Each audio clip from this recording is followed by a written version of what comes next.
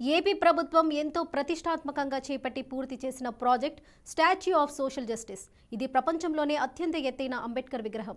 ఇటీవల జగన్మోహన్ రెడ్డి ప్రారంభించిన ఈ విగ్రహంలో అవకతవకలు జరగనున్నాయి. టీడీపీ మాజీ ఎమ్మెల్యే ధూళిపాల నరేంద్ర తమ ప్రభుత్వం వస్తే విగ్రహాన్ని కూల్చివేసి మళ్లీ పునర్నిర్మిస్తామని ధూళిపాల వ్యాఖ్యలను దళిత సంఘం నేతలు ఖండిస్తున్నారు.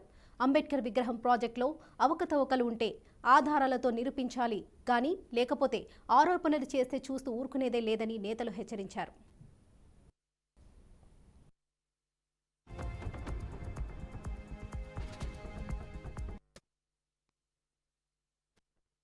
మన రాష్ట్రం ఎంతో గర్వించదగ్గ విషయమైనటువంటి ఆంధ్రప్రదేశ్ రాష్ట్ర ముఖ్యమంత్రి వర్యులు జగన్మోహన్ రెడ్డి గారి చేతుల మీదుగా ఆయన యొక్క ప్రభుత్వంలో దాదాపు మనకి 400 కోట్లు వెచ్చించి ఈ ప్రపంచంలోనే ప్రఖ్యాతిగాంచిన డాక్టర్ బాబాసాహెబ్ అంబేద్కర్ విగ్రహాన్ని ప్రారంభించుకోవడం మనం చూసుకున్నాం.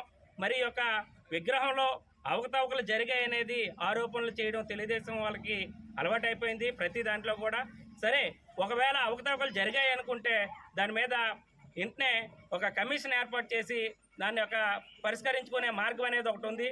అలా కాకుండా కేవలం ఈ యొక్క విగ్రహమై ఎన్నో దుష్ప్రచారాలు చేస్తున్నారు. అందులోనూ కూడా వాళ్ళ నోటికి ఎంత వస్తే అంత మాట వాళ్ళు మాట్లాడుతున్నారు.